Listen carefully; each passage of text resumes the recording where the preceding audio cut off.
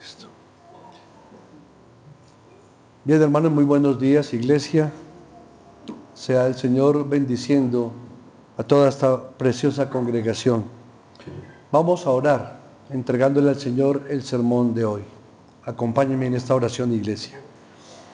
Padre bendito, hoy nos has congregado en tu nombre y nos has permitido tener el privilegio de hacerlo en el día del Señor.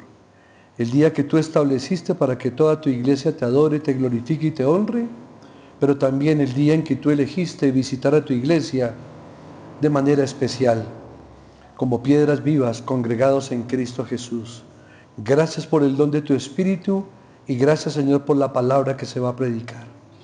Permite que este servidor sea únicamente un instrumento en tus manos, un instrumento bajo la guía de tu Espíritu para trazar con precisión la palabra de verdad. Y oro por los corazones de los oyentes, que les permita, Señor, estar atentos y concentrados en el privilegio que es escuchar la voz de Dios a través de la predicación de tu palabra. Sean para ti la honra y la gloria en Cristo Jesús. Amén. Bien, mis amados hermanos, hoy vamos a predicar sobre Efesios capítulo 3. Es el sermón número 8 de la carta a los Efesios. Y lo hemos titulado La revelación del misterio de Dios. Y vamos hoy a profundizar desde el versículo 1 hasta el versículo 13. Leo para ustedes la palabra del Señor. Dice así: Por esta causa yo, Pablo, prisionero de Cristo Jesús por vosotros los gentiles, si es que habéis oído de la administración de la gracia de Dios que me fue dada para con vosotros, que por revelación me fue declarado el misterio, como antes lo he escrito brevemente, leyendo lo cual podéis entender cuál sea mi conocimiento en el misterio de Cristo. Misterio que en otras generaciones no se dio a conocer a los hijos de los hombres, como ahora es revelado a sus santos apóstoles y profetas por el Espíritu. Que los gentiles son coherederos y miembros del mismo cuerpo y copartícipes de la promesa en Cristo Jesús por medio del Evangelio, del cual yo fui hecho ministro por el don de la gracia de Dios que me ha sido dado según la operación de su poder. A mí, que soy menos que el más pequeño de todos los santos, me fue dada esta gracia de anunciar entre los gentiles el Evangelio de las inescrutables riquezas de Cristo y de aclarar a todos cuál sea la dispensación del misterio escondido desde los siglos en Dios que creó todas las cosas, para que la multiforme sabiduría de Dios sea ahora dada a conocer por medio de la Iglesia a los principados y potestades en los lugares celestiales, conforme al propósito eterno que hizo en Cristo Jesús, nuestro Señor, en quien tenemos seguridad y acceso con confianza por medio de la fe en Él. Por lo cual pido que no desmayéis a causa de mis tribulaciones por vosotros, las cuales son vuestra gloria. Amén. Es un texto un poco largo, pero es una unidad de pensamiento que no podemos romper. Si observaron atentamente en la lectura, vieron que la palabra misterio apareció 4 veces, en el versículo 3, en el 4, en el 5 y en el 9. Por eso hemos titulado el sermón La revelación del misterio de Dios. Estamos hablando en términos generales de todo lo que es las riquezas de la gloria y de la gracia de Cristo Jesús a través de la carta a los Efesios.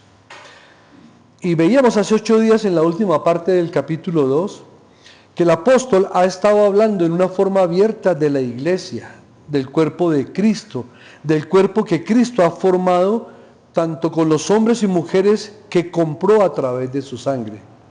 La iglesia, hermanos, es la institución que Cristo dejó en la tierra para que reflejara la gracia de Dios, transformando a los creyentes en una sola hermandad, no fundamentada en filosofías humanistas, sino en la obra de reconciliación que solo Dios pudo efectuar a través de Cristo.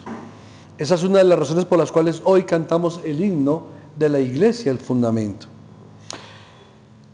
Y escuchen esto, hermanos, no hay lugar más dulce sobre todo el planeta Tierra que la iglesia cuando se congrega. Ella es el templo del Dios viviente, es la morada de su espíritu. Por esa razón, hermano, nos insta la palabra de Dios a que amemos la iglesia y a que sirvamos en la iglesia, porque ella todavía está en construcción como lo están sus miembros y sus asistentes. Por supuesto, la iglesia militante no refleja en perfección las manifestaciones de esta nueva creación, pero por la presencia del Espíritu Santo, el Señor se encarga de edificarla para que cada día aumente en perfección y refleje el carácter de Cristo y la santidad de Dios. Como lo dijimos desde un principio, la carta a los Efesios tiene dos divisiones, por decirlo así, de manera general. Los capítulos 1, 2 y 3, el que vamos a tratar hoy y el próximo domingo, son completamente doctrinales, son expresiones e instrucciones doctrinales, mientras que el resto de la carta va dirigida a lo que son las instrucciones prácticas, es decir, cómo aplicar, cómo nosotros obedecer, como cantábamos también hoy, y cómo poner en práctica en nuestras vidas esas instrucciones doctrinales que Dios nos da a través del apóstol. Por eso la importancia de que cada creyente conozca y analice las doctrinas, las enseñanzas teológicas de la carta a los Efesios.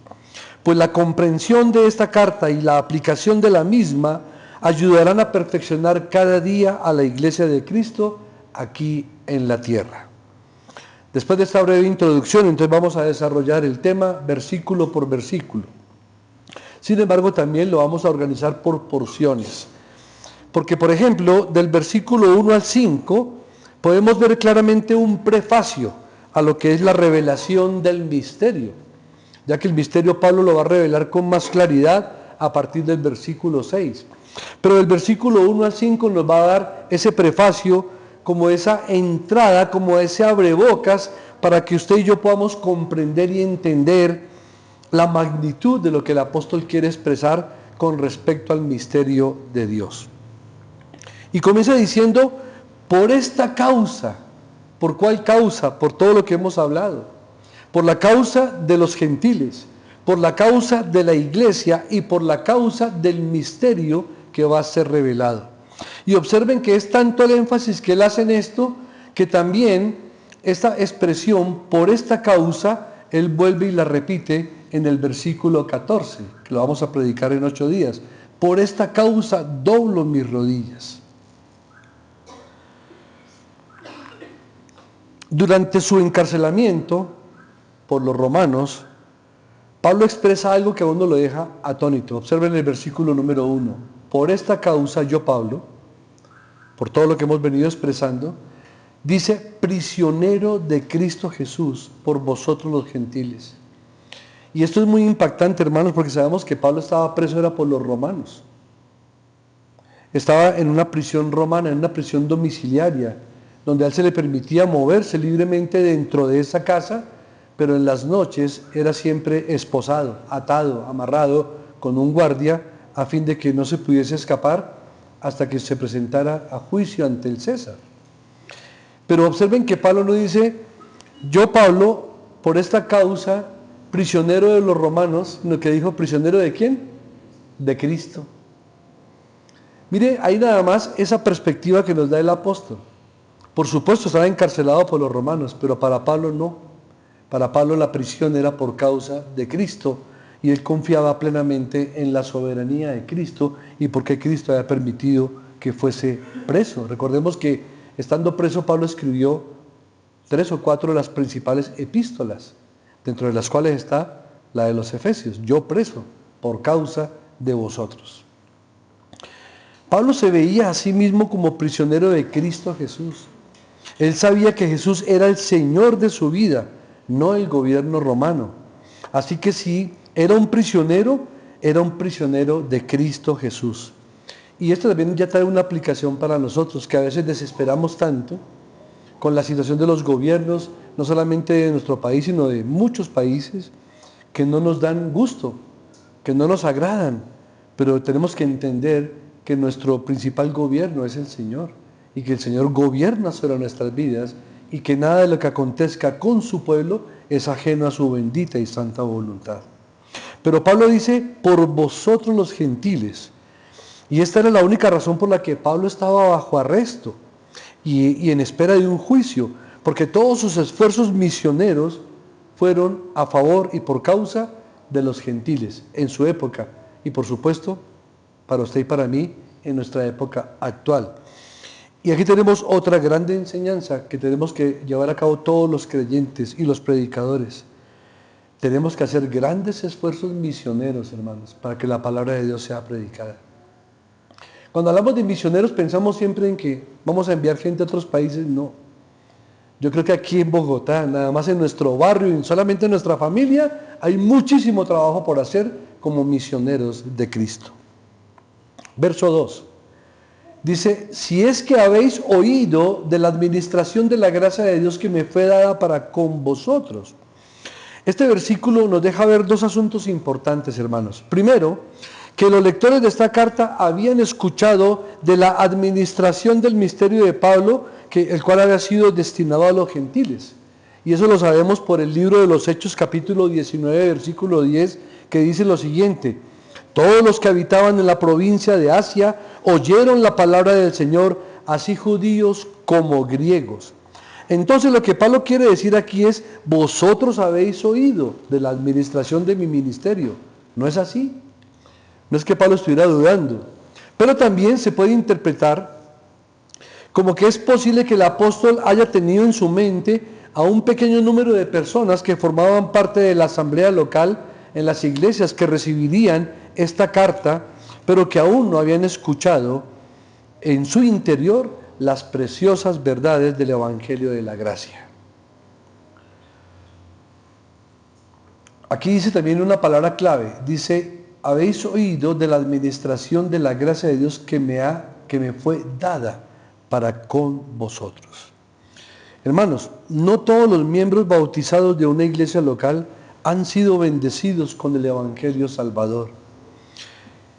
Incluso, y hay que decirlo, duele decirlo, pero es verdad, muchos o algunos han adoptado las costumbres morales cristianas.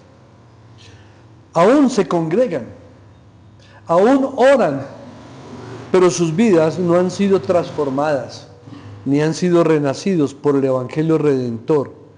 Y por lo tanto todo lo demás carece de importancia ante Dios, si no hay una verdadera regeneración y una verdadera transformación. Este Evangelio de gracia, que es el Evangelio Redentor, debe ser aplicado eficazmente por el Espíritu Santo en el corazón del ser humano. Verso 3. Que por revelación me fue declarado el misterio, como antes lo he escrito brevemente. Cuando dice que por revelación, Pablo quería que supieran que esto no era un invento de él, sino que Dios le había dado la revelación y él solamente era el mensajero de esta gran verdad. Y no solamente con respecto a este misterio que va a ser develado, sino que Pablo reconoce en la carta a los Gálatas que todo el evangelio de él fue enseñado directamente por Jesucristo, revelado directamente por Jesucristo. Dice que él no lo aprendió ni de carne, ni de sangre, ni de ningún ser humano, sino directamente de Cristo. Y aquí nuevamente menciona Pablo que le fue dado revelación de este misterio por el mismo Dios. No fue una iniciativa del apóstol, él solamente era el mensajero de esta gran verdad.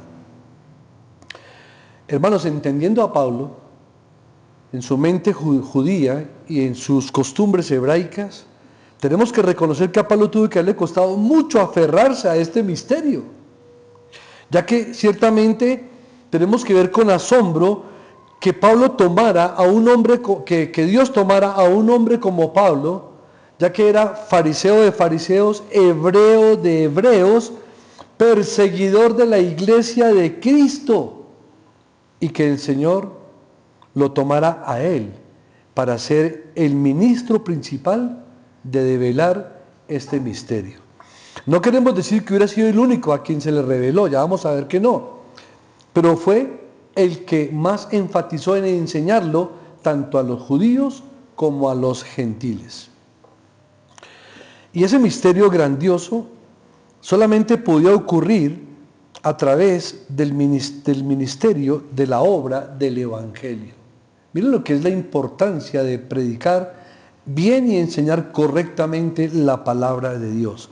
Porque el misterio de la obra del Evangelio es unir a judíos y gentiles en un nuevo cuerpo, en una nueva creación. ¿Recuerdan? El que está en Cristo, nueva creación, nueva criatura es. Las cosas viejas pasaron y aquí todas son hechas nuevas. Ahora, hay una nota que les quiero compartir que me pareció muy interesante en la preparación del tema. Y es que la palabra misterio en inglés es algo oscuro, desconocido, secreto, desconcertante. A tal punto en que lo misterioso llega a ser inexplicable, incluso incomprensible. Sin embargo, la palabra griega mysterion es un poco diferente. Y aunque sigue siendo un secreto, ya no está celosamente guardado, sino que está abierto. Es decir, es algo más sencillo. Simplemente mysterion es una verdad hasta el momento oculta al conocimiento o entendimiento humano. ¿Sí notan la diferencia? Aunque ya había sido expuesto en las Escrituras, no lo podían entender ni conocer los seres humanos. No era que estuviera oculto, es decir, que en los versículos que hablan de ellos estuvieran tapados con una tela, sino que estaban abiertos, pero el entendimiento y el conocimiento humanos no le permitían comprender este misterio. Pero ahora Dios revela esto por revelación de Dios al apóstol Pablo. Hermanos, Pablo no dudó en afirmar que el misterio que revelara, que iba a revelar o que revelará, le fue dado por revelación de Dios.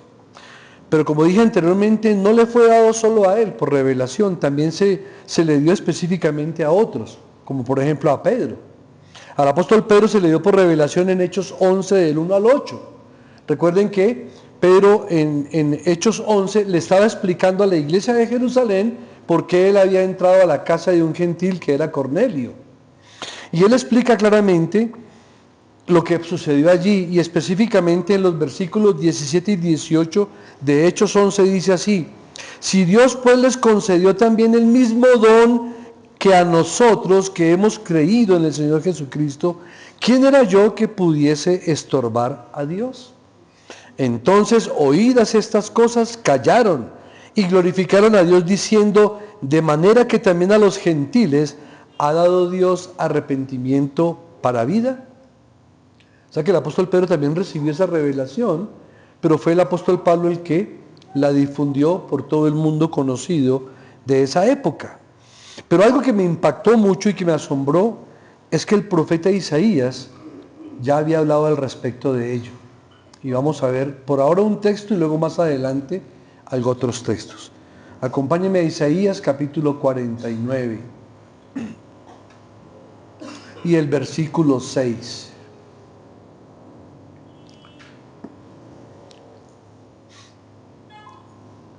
Está hablando el Señor Dios Todopoderoso. Dice: poco es para mí que tú seas mi siervo para levantar las tribus de Jacob y para que restaures el remanente de Israel. También te di por luz a las naciones para que seas mi salvación hasta lo postrero de la tierra. Miren que ahí había una parte de revelación y otra parte como secreta. Aquí está el Señor hablando de que también era por luz a las naciones para que fueran salvadas hasta lo postrero de la tierra. O sea que está hablando de la salvación de otros, de gentiles. Sin embargo, todavía no hay claridad con respecto a que el misterio que está en el versículo 6, que es de una intimidad mucho más profunda, fue lo que el Señor le reveló a Pablo. Pero también recordemos, hermanos, las palabras específicas del Señor Jesucristo en Hechos 1:8. ¿Recuerdan ese versículo? Pero recibiréis poder cuando haya venido el Espíritu Santo y me seréis testigos en Jerusalén, en toda Judea, en Samaria y ¿hasta dónde? Hasta lo último de la tierra. Mire cómo ya la palabra de Dios, tanto en el Antiguo como en el Nuevo Testamento, estaban dando luces al respecto de la salvación de los gentiles. Sin embargo, hermanos, Dios usó a Pablo para declarar específicamente cómo judíos y gentiles se unirían en un solo cuerpo en Cristo. Eso fue lo que no podían entender y era difícil que lo comprendieran. Esto fue insinuado a otros, pero solo detallado específicamente a través de la revelación de Pablo. Pablo confiaba en que sus lectores entenderían lo que Dios les reveló. Vamos con el verso 5. Misterio que en otras generaciones no se dio a conocer a los hijos de los hombres, como ahora es revelado a sus santos apóstoles y profetas por el Espíritu. O sea, se había dado cierta revelación, pero no de la forma tan específica, tan profunda, como le fue dado a los apóstoles y profetas. Hermanos, el silencio del Antiguo Testamento acerca del misterio de Pablo, que tiene que ver es con la unión de judíos y gentiles en igualdad de condiciones dentro de la iglesia. ¿Cómo lo sabemos? Leamos por un momento el versículo 6. Que los gentiles son coherederos y miembros del mismo cuerpo y copartícipes de la promesa en Cristo Jesús por medio del Evangelio. Y sabemos que cuando hablamos del mismo cuerpo, sabemos que el cuerpo es la iglesia, que es el cuerpo de Cristo. Entonces lo que Pablo está develando aquí, que no podían entender los judíos y tampoco los gentiles, es que aunque en el Antiguo Testamento habían promesas de salvación para los gentiles, nunca se imaginaron que iban a ser unidos en un mismo cuerpo, en un solo cuerpo, en el cuerpo de Cristo, que es la iglesia, a través del Evangelio de Cristo.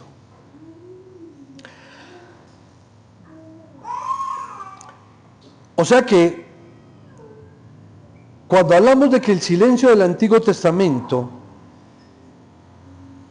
y de la unión de gentiles y judíos en igualdad de condiciones, era relativo, mas no absoluto, vino a ser absoluto en el Nuevo Testamento. Muchos profetas del Antiguo Testamento hablaron de reunir a judíos y gentiles en un pueblo, pero no lo entendieron. Y este es un hecho que Pablo sí reconoció por su conocimiento del Antiguo Testamento, por su conocimiento de la ley y por lo estudioso que era del Antiguo Testamento, pero por supuesto esto no le sirvió sino hasta que nació de nuevo en Cristo Jesús, en el camino a Damasco. Y quiero que me acompañen nuevamente a Isaías, para que la iglesia misma nos asombremos de cómo la misericordia del Señor apuntaba hacia nosotros con expresiones del mismo Dios contundentes, y yo diría que conmovedoras. Vamos a Isaías capítulo 19, versículo 25. Escuchen esto, mis hermanos. Porque Jehová de los ejércitos los bendecirá diciendo: bendito el pueblo mío Egipto, y el asirio, obra de mis manos, e Israel mi heredad. Qué tremendo, ¿no? El Señor saca a Israel de la esclavitud de Egipto, pero el Señor habla de Egipto en los siguientes términos. En aquel tiempo Israel será tercero con Egipto y con Asiria para bendición en medio de la tierra, porque Jehová de los ejércitos bendecirá diciendo: bendito el pueblo mío Egipto, y el asirio que mantuvo cautivo al pueblo de Israel, ¿cuántos siglos? Muchos años. Muchos años, ¿se acuerdan? Más de 70 años o 70 años de la profecía de Jeremías, cautivo. Y el asirio, obra de mis manos, e Israel mi heredad. Vamos a Isaías capítulo 56.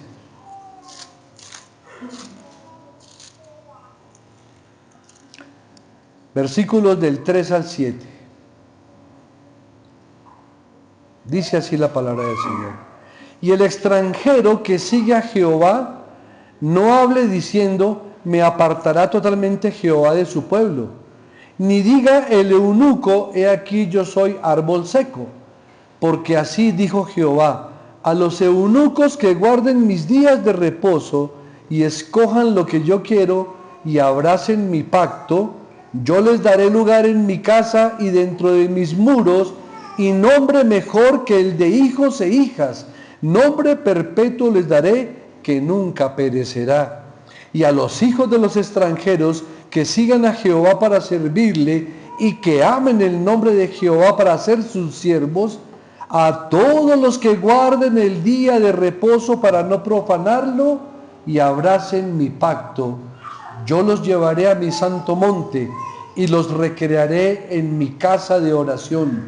Sus holocaustos y sus sacrificios serán aceptos sobre mi altar, porque mi casa será llamada casa de oración para todos los pueblos.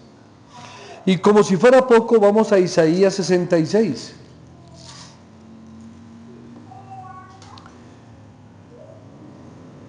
Versículo 18. Porque yo conozco sus obras y sus pensamientos. Tiempo vendrá para juntar a todas las naciones y lenguas, y vendrán y verán mi gloria. En todas las naciones. Y vamos al Nuevo Testamento por un instante a Hechos capítulo 26.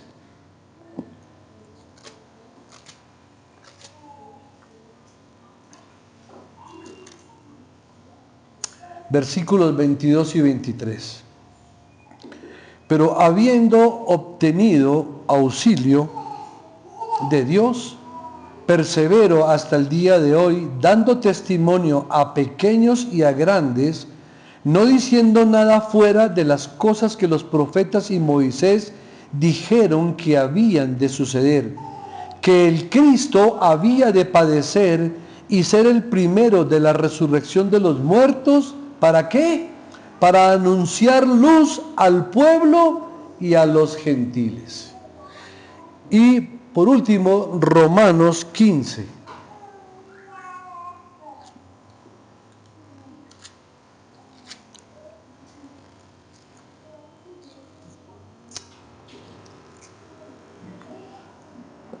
Versículos del 8 al 12.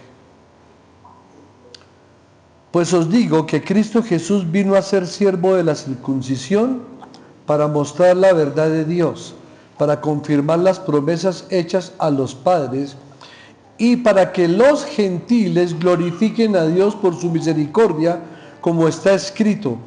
Por tanto yo te confesaré entre los gentiles y cantaré a tu nombre.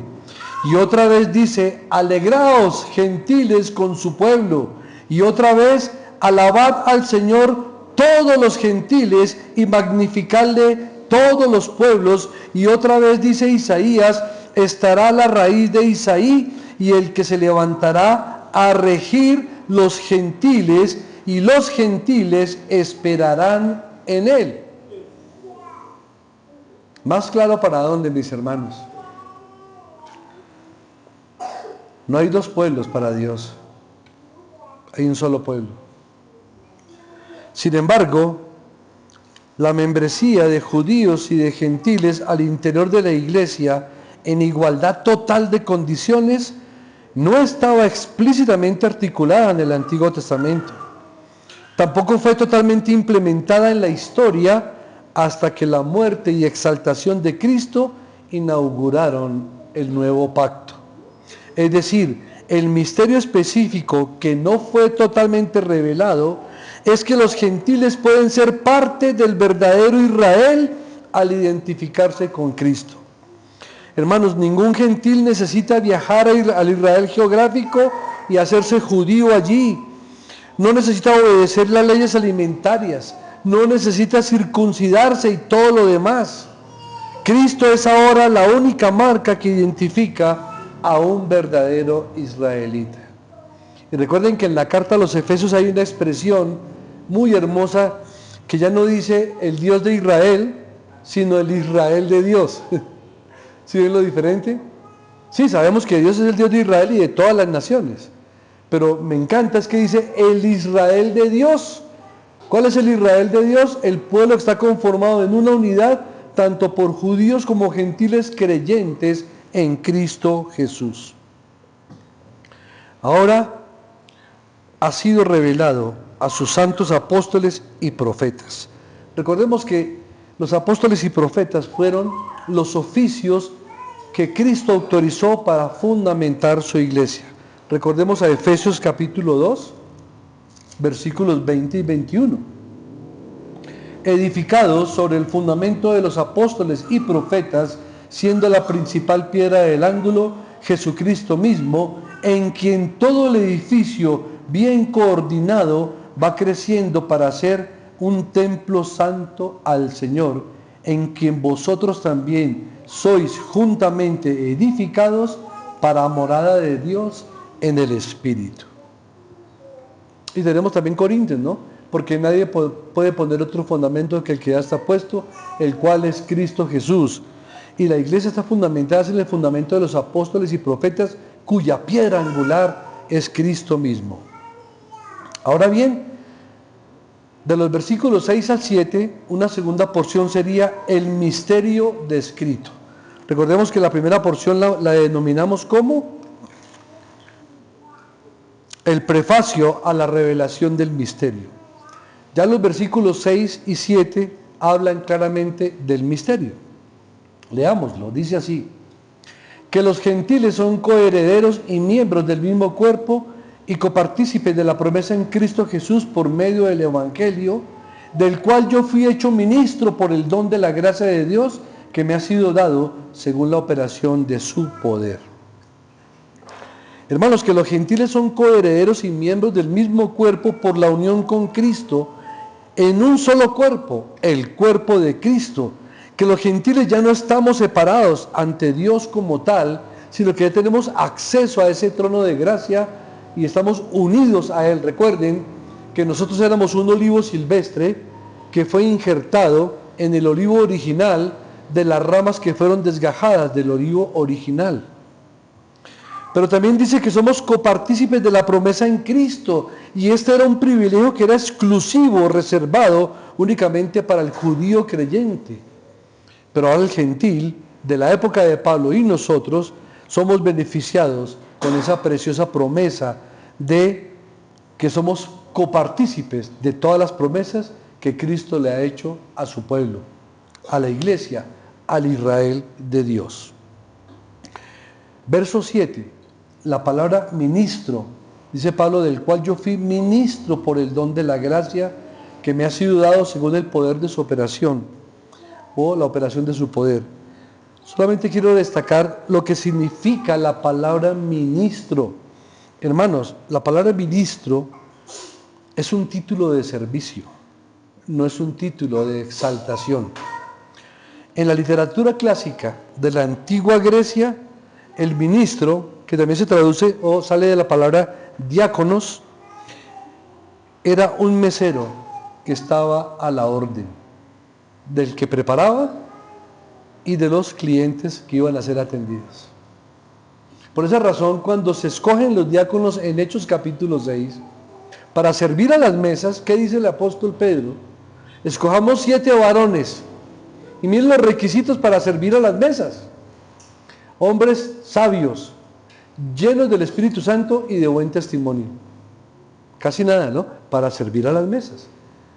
Entonces la palabra diáconos, que también se traduce como servicio, también como ministro, no es un título de alto nivel, sino es un título de servicio, no de exaltación. Vamos con la tercera porción, la presentación del misterio por parte de Pablo, versículos 8 y 9. Dice: a mí, que soy menos que el más pequeño de todos los santos, me fue dada esta gracia de anunciar entre los gentiles el evangelio de las inescrutables riquezas de Cristo y de aclarar a todos cuál sea la dispensación del misterio escondido desde los siglos en Dios que creó todas las cosas. ¿Por qué decimos que es la presentación del misterio por parte de Pablo? Porque Pablo está diciendo que él es el más pequeño, pero no está diciendo que sea el más pequeño porque tenga menos conocimiento o menos dones o menos autoridad o integridad, sino menos por sus pecados pasados de ignorancia. Recuerdan que en Timoteo él dice que es el más pequeño de todos porque perseguí la iglesia de Cristo, tanto que no soy digno de ser llamado apóstol de Cristo. Eso es lo que Pablo está relatando aquí. Pablo se maravilló de la gracia que le fue dada, por la cual fue llamado a predicar el Evangelio que hace realidad este misterio. Cuando consideramos la historia personal de Pablo, vemos que su llamado realmente fue todo por gracia. El predicador Spurgeon al respecto de esto dice lo siguiente, abro comillas: pero aunque Pablo estaba tan agradecido por su cargo, su éxito en él lo humilló enormemente. Cuanto más lleno se vuelve un recipiente, más profundo se hunde en el agua. Una plenitud de gracia es una cura para el orgullo. Y miren lo interesante, cuando se trata de la gracia del Señor, el peso de la gracia nos tiene que llevar a humillarnos.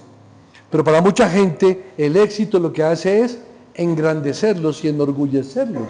El efecto contrario ocurre en el creyente de parte de Dios, que le otorga un peso de gracia, pero ese peso de gracia lo humilla a uno aún más, porque un vaso lleno se hunde más fácilmente que un vaso vacío.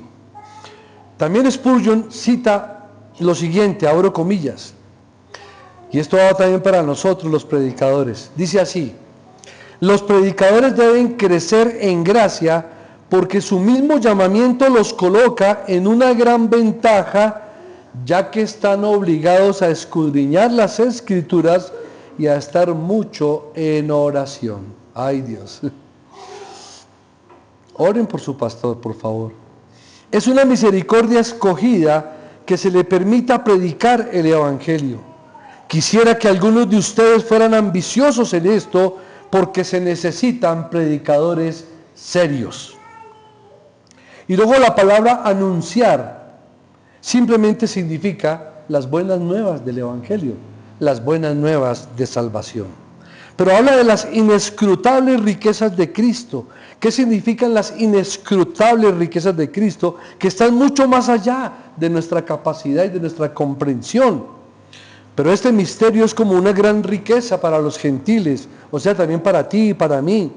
Porque ahora nosotros podemos presentarnos ante Dios en una posición con la que antes solamente podíamos soñar. Ver a un pueblo escogido desde lejos. Pero ahora no, hemos sido unidos a ese pueblo de Dios, al Israel de Dios, y tenemos por Cristo entrada y acceso libre al trono de la gracia. Versículos 10 al 12 nos habla del propósito del misterio. Leamos del 10 al 12.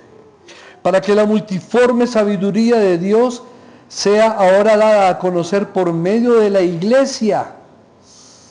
Por eso, hermanos, insisto en la importancia de que usted aprenda a amar a la iglesia de Cristo, a servir en la iglesia del Señor, porque nos fue dado este privilegio de la multiforme sabiduría de Dios que se dé a conocer por medio de la iglesia. ¿A quiénes?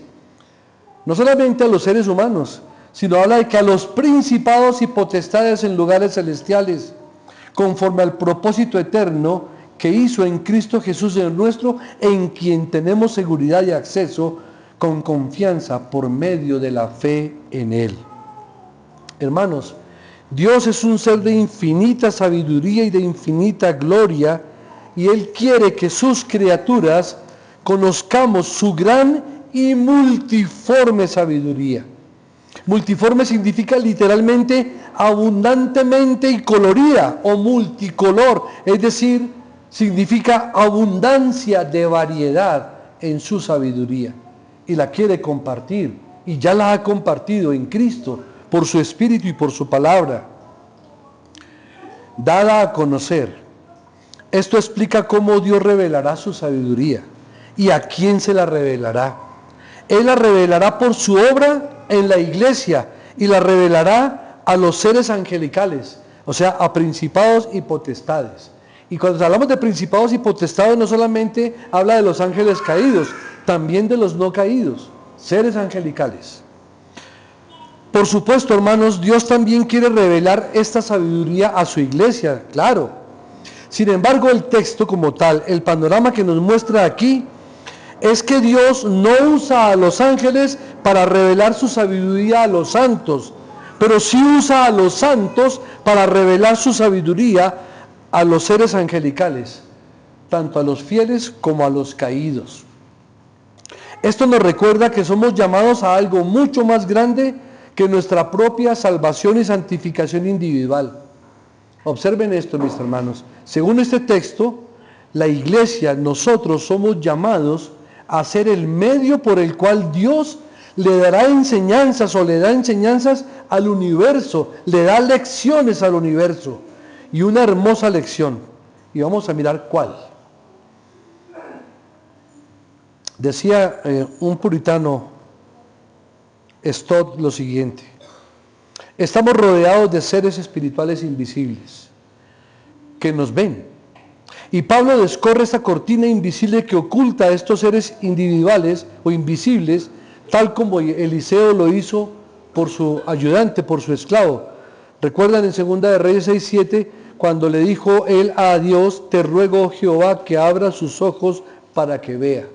El profeta había sido rodeado por un ejército enemigo y su siervo le dijo: uy, son muchos, van a acabar con nosotros. Y entonces Eliseo le clama a Dios que abra los ojos de su siervo para que vea. Y cuando le abrió los ojos, vio que había un ejército mucho más grande rodeando al ejército enemigo y protegiendo al profeta y a su siervo. Ese es el sentido en que Pablo nos está diciendo esto, en que los creyentes y la iglesia, que es observada por esos seres angelicales, le puede enseñar y dar lecciones no por nosotros mismos, sino porque el mismo Dios lo ha establecido a través de Cristo y de su Espíritu en la iglesia así. Les leo otra cita.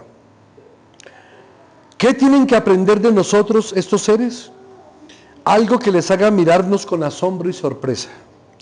Ellos ven en nosotros toda nuestra debilidad y toda nuestra maldad y todo nuestro pecado. Ellos ven en nosotros una naturaleza que está destruida por sí misma, pero que aún así fue hecha a la imagen de su Dios y del nuestro. Y ven a este Dios obrando en ese naufragio para producir resultados no solo maravillosos en sí mismos, sino doblemente maravillosos debido a las condiciones. Es decir, que Dios haya dado a Cristo Jesús por una humanidad caída, miserablemente pecaminosa y destruida. Eso lo ven estos testigos espirituales. Ellos ven a su Dios triunfando sobre el dolor y la muerte en los humanos. Ellos ven seres caídos inmortales. Ellos ven una comunidad de gente perdida y de gente salvada. Nuevamente, el teólogo Stott dice lo siguiente, abro comillas: es como si se estuviese representando un gran drama. La historia es el teatro, el mundo es el escenario y los miembros de la iglesia en cada país son los actores. Dios mismo ha escrito la obra, la dirige y la produce. Acto por acto, escena por escena, la historia continúa desarrollándose. Pero ¿quiénes son la audiencia? Son las inteligencias cósmicas, los principados y potestades en los lugares celestiales. Otra cita: los ángeles son instruidos en la sabiduría de Dios, por supuesto, por el hecho del gran cuerpo espiritual constituido en Cristo que contemplan y que es para ellos el teatro de la gloria de Dios. La historia de la iglesia cristiana se convierte en una escuela de posgrado para estos seres angelicales, tanto los que están fieles como los caídos. Y vamos a ver 3 citas bíblicas para corroborar estas expresiones poéticas que estos escritores nos han aportado. Vamos primeramente a 1 Corintios 11.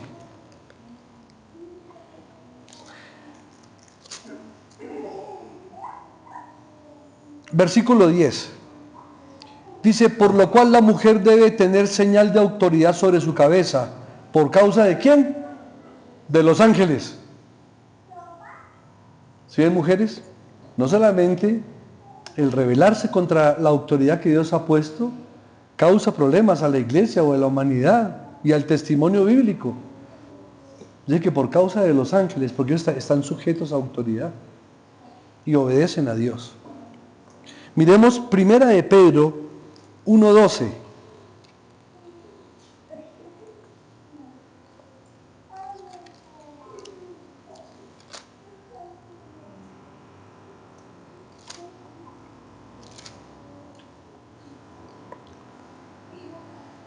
A estos se les reveló que no para sí mismos, sino para nosotros, administraban las cosas que ahora os son anunciadas por los que os han predicado el Evangelio por el Espíritu Santo enviado del cielo, cosas en las cuales anhelan mirar los ángeles. Y el último, 1 de Timoteo 5.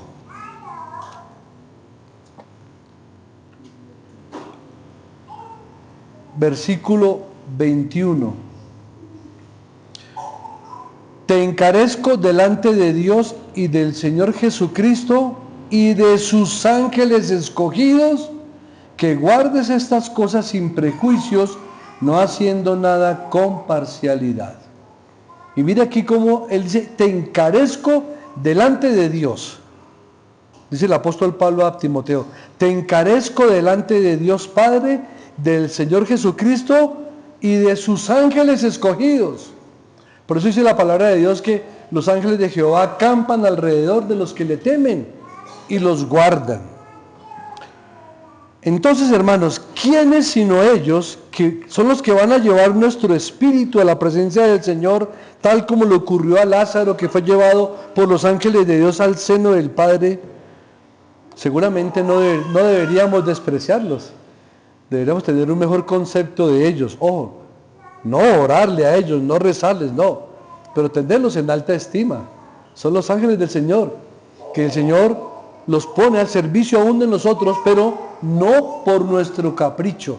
Los ángeles no obedecen nuestras órdenes, solamente obedecen las órdenes de Dios. ¿Recuerdan cuando, creo que fue Jacob que le dijo, vio un ángel del Señor y le dijo, ¿y tú estás de parte de ellos o de parte nuestra? Y él dijo, ni de parte de ellos ni de parte suya, de parte de Dios. Esa es la postura clara, preciosa de los ángeles. Y dice acceso. Esa palabra acceso, tenemos acceso, hermanos. Es tener amistad íntima y confiada con Dios nuestro Padre y con el Señor Jesucristo.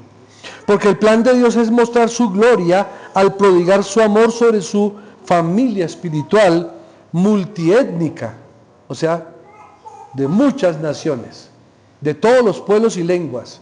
Es la familia multiétnica, pero en Cristo Jesús. Si es en Cristo, es así. Si no es en Cristo, están perdidos. Y verso 13 nos habla de la participación personal actual de Pablo en el ministerio. Dice, por lo cual pido que no desmayéis a causa de mis tribulaciones por vosotros, las cuales son vuestra gracia. Hermanos, aunque Pablo estaba arrestado por causa del Evangelio, Pablo pidió a sus lectores que no desmayen, como lo está haciendo en este momento la misma palabra de Dios a ustedes y a mí. No desmayemos, hermanos. Las tribulaciones de los siervos de Cristo son el plan de Dios para traer a sus elegidos a gozar de la gloria eterna. Por lo tanto, el sufrimiento de los creyentes no debería desanimar a la iglesia. Por esa razón, sigamos orando los unos por los otros de manera entrañable, porque sabemos que todos de una u otra manera, unos más, otros menos, todos tenemos tribulaciones, todos tenemos aflicciones y todos hemos tenido y tendremos sufrimientos. Pero que esto no desanime a la iglesia, porque todo esto forma parte del plan de Dios para nuestras vidas. Amén, hermanos. Oremos. Soberano Dios, gracias, Señor, por esta enseñanza. Gracias por habernos unido en un solo pueblo, tanto a judíos como gentiles creyentes en Cristo, unidos en Cristo Jesús por la muerte y la resurrección de Cristo, unidos en la cruz del Calvario, unidos allí porque fue allí donde obtuvimos perdón, misericordia, pero también allí hubo justicia de parte tuya. Unidos en Cristo, el autor y consumador de nuestra fe, y unidos en un mismo y en un solo pueblo, en la iglesia de Cristo, que es el Israel de Dios. Gracias, Señor, en Cristo Jesús. Amén. Bien, amada iglesia, que el Señor les continúe bendiciendo con toda bendición espiritual.